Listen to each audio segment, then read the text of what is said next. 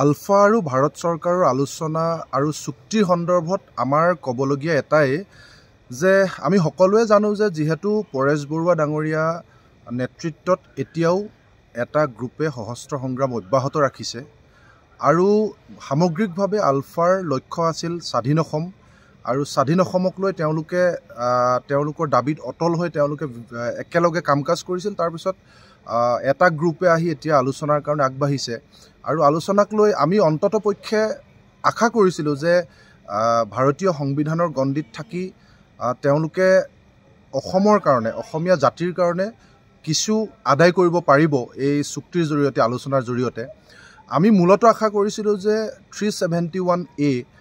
যাৰ জৰিয়তে আজি নাগালেণ্ডত মাটি আৰু মাটিৰ তলৰ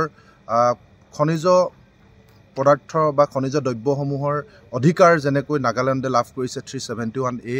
আৰু 371Gৰ জৰিয়তে মিজোৰামে যেনেকৈ মাটিৰ অধিকাৰ লাভ কৰিছে, 371Fে যেনেকৈ ছিকিমত তেওঁলোকে বিধানসভা আৰু লোকসভাৰ আসনসমূহ তেওঁলোকৰ স্থানীয় লোকৰ কাৰণে সংৰক্ষণ কৰিব পাৰিছে আৰু 371Jৰ জৰিয়তে আমি দেখিছোঁ যে কৰ্ণাটকত তাৰ সকলো ধৰণৰ চাকৰি তাৰ স্থানীয় মানুহৰ কাৰণে তেওঁলোকে সংৰক্ষণৰ ব্যৱস্থা কৰিছে। গতিকে আমি বাৰম্বাৰ কৈ আছিলোঁ যে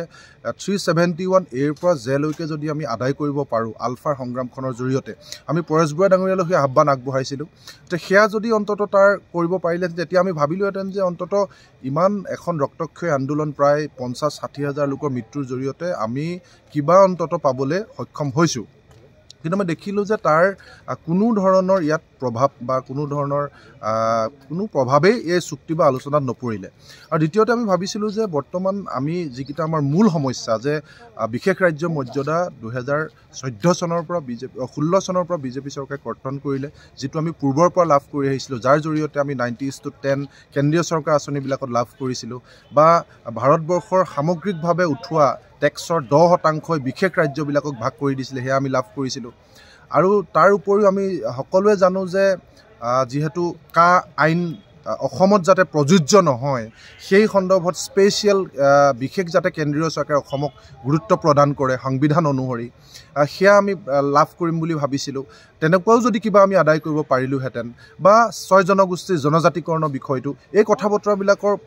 কিছু হ'লেও আমি লাভ কৰিম বুলি ভাবিছিলোঁ বা তেওঁলোকে দিল্লীৰ ওচৰত সবলভাৱে উঠাব বুলি ভাবিছিলোঁ। কাৰণ এখন ৰক্তক্ষয়ী আন্দোলনৰ জৰিয়তে আজি অনুপ চেতিয়া ডাঙৰীয়া, অৰবিন্দ ৰাজখোৱা ডাঙৰীয়া বা আনসকলে যিহেতু তেওঁলোকে এই সংগ্ৰামৰ সহস্ৰ সংগ্ৰাম বা এখন বৃহৎ সংগ্ৰামৰ জৰিয়তে তেওঁলোক আহিছে, গতিকে আমি ভাবিছিলোঁ, কিন্তু আমি নিৰাশ হৈছোঁ, হতাশ হৈছোঁ যে কেৱল কেইটামান প্ৰকল্প, 60টা প্ৰকল্প আৰু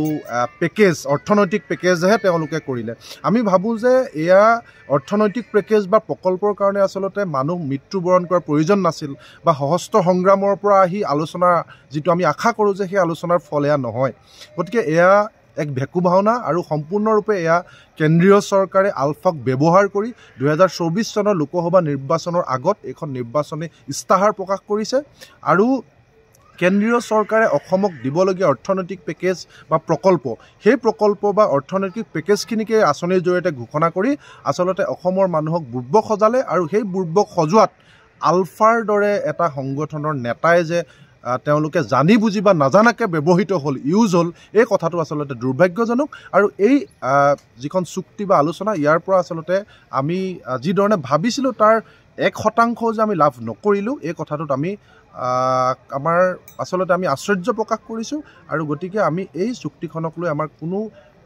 ধৰণৰ আমি যি ধৰণে ভাবিছিলোঁ তাৰ পৰা একো নাপালোঁ, গতিকে আমি সাংঘাতিক ধৰণে হতাশ আৰু নিৰাশে হৈছোঁ।